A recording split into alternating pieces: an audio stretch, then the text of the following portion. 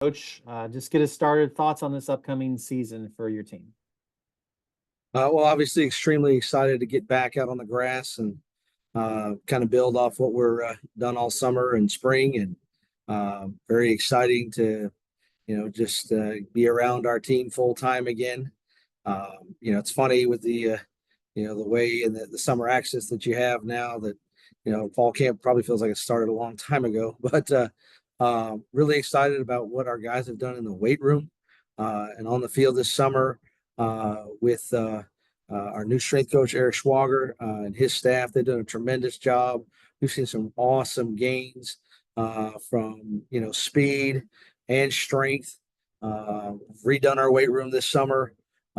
So excited to see that, big, $200,000 investment into our program. And now starting to see the fruits. But, ultimately the fruits come from the effort of our guys. And so really proud of them.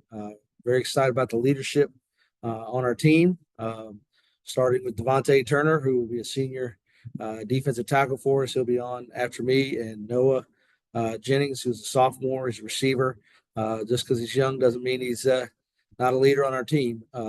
So got a great mix of youth and experience in a lot of areas. And so extremely excited about 2024.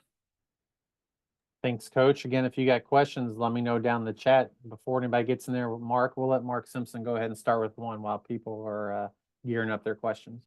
Thanks, Kyle. Hello, Coach. Good to see you. If you want to just touch on what your expectations are, and especially the differences going from year one now into year two for this upcoming season.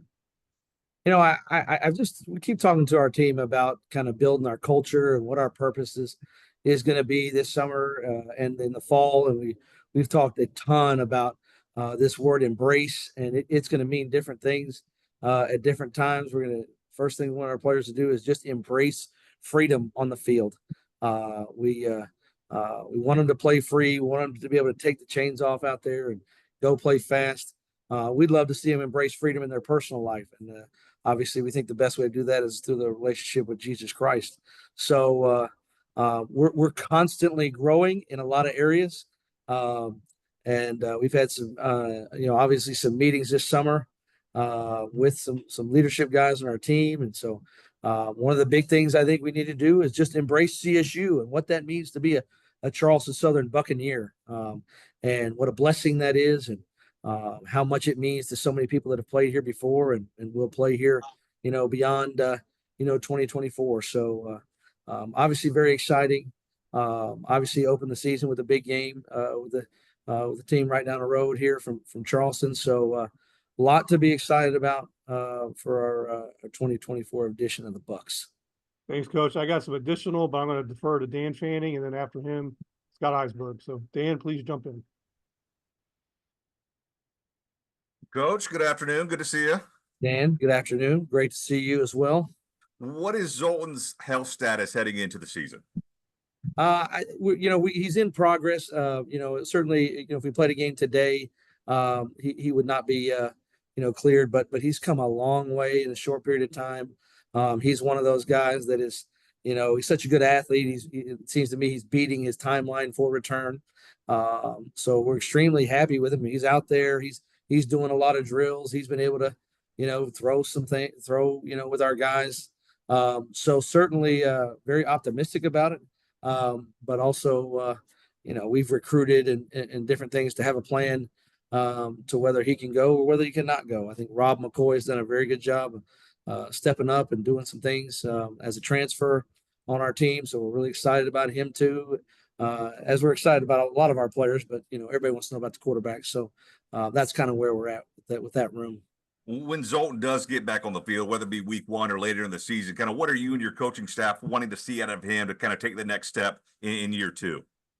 I think it's just keep building on what he's done, specifically just operating with poise and confidence. He did that at great moments last year.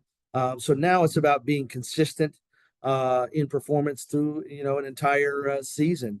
It was great for him. I actually met with him today. I said, at least we didn't play just one game last year with you. You know what I'm saying? We played 4 or 5 and he got better every game. And I know there's some throws and things he probably wish he had back. Shoot, there's some calls I wish I had back, right? So I think it's just going to be that. It's going to be consistency in performance, seeing his role as a leader grow, but I've really already seen it grow.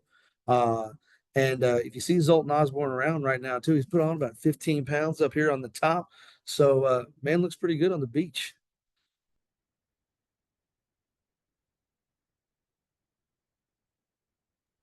Scott, if you want to go ahead.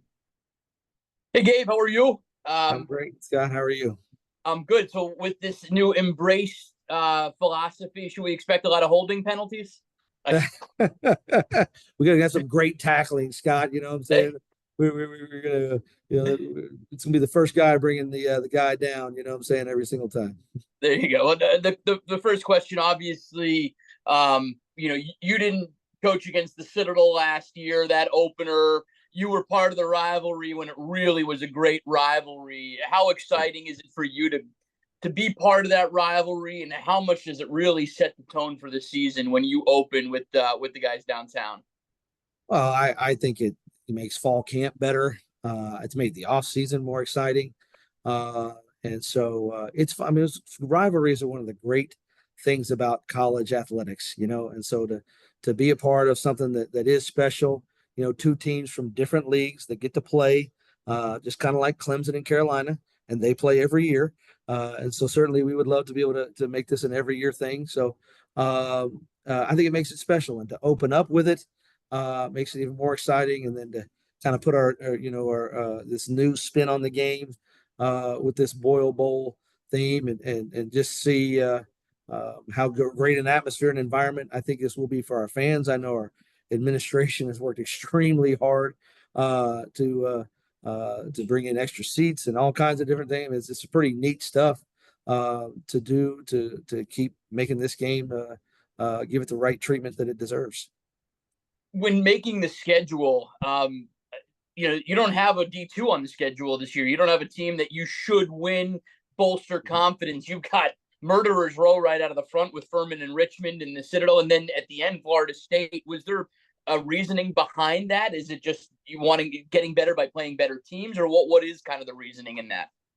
Well, I think, some of these things, the schedules, in college athletics get made very well in advance. And so you don't really know where people are going to be, exactly at that time, but certainly we want to play against very good competition, and measure ourselves against those people. I think it's good for our league for guys to play relevant non-conference games. It helps us with, seeding in the playoff and different things like that. And obviously it helps our program just show us, hey, where we're at. And so, I love playing these in-state games, certainly Furman, Citadel, Wofford, South Carolina State, if that would ever happen. It's just fun rivalry stuff, right? And then to be able to play a nationally relevant team at the FCS level in the Richmond Spiders, week 3, I think is something that kind of helps us put our name on the map. And so we continue to try to embrace greatness around here, Scott. And so we want to keep moving the needle forward. I think Mr. Barber and Miss Hall, Miss Courtney Hall, they've all worked extremely hard in the behind the scenes to make things for our players and this program better and better. And obviously one of those is the schedule. Dan says he has some follow-up. Go back ahead, Dan. Obviously not the end of the season that you guys wanted last year. Was there maybe a main takeaway that kind of from you and your coaching staff, or kind of maybe, I don't know about change or implement, but maybe do different this season? Yeah, I think we kind of faded down the end of the season. I think with our energy and something we've taken a good hard look at here in the off season, and we're actually looked at how we're going to taper things back a little bit better to make sure our guys are fresher. Still maintain our identity, a team that, wants to be play with relentless effort and physical brutality and run the football and stop the run. But certainly we don't want to bury our head in the ground and go, well, we'll just be tougher. No, we're going to, we've done some pretty deep, I think, self-scout and trying to be smart about it. And I think our players will see the difference as we go throughout the season. Not to put you on the spot on July 17th, but is there one thing that you like the most about this team? Yeah, 100%. I would say it's our leadership and our heart. I think these guys have really worked hard at not just, I mean, the physical parts, they show up, they work hard, but our team is much closer now than I probably even realized last year. There's a spirit here, there's a leadership. They're helping each other, they're encouraging one another, they're teaching the young guys at just a different level. And so for me, that's the big thing I think that I've seen us grow in. Coach, I'll jump back in. We got a couple more minutes for you. Going back to the season opening game against the Citadel, the new Low Country Boil game, kind of the unique spins behind it, the joint community service projects, plus the shrimp eating contest. Just kind of touch on those items. Well, I'm probably going to fast, that day, so I can, if I've got to jump in and eat a shrimp or two, right? We just want to create some buzz, right? I mean, everybody wants a fun environment. It's the Low Country, food is a big deal here, being gathering, and so no better way than to do that than around a Low Country boil. And we'll probably make a mess or two, what I'm saying? It's kind of sloppy eating, right? But we want it to be fun, what I'm saying? And so as many people that we can get on our campus, and expose to CSU, but also expose people to this rivalry, I think is a great thing. We got a great market here in Charleston. We got unbelievable media, specifically Dan and Scott here, what I'm saying? So but I think for us, it's just a win-win. And so it's fun and exciting, and let's have a little festive environment right here at the shipyard. Let's make this thing rock a little bit, Any estimate on the amount of pounds of shrimp that will be consumed in that competition? Well, we can have some old linemen, what I'm saying?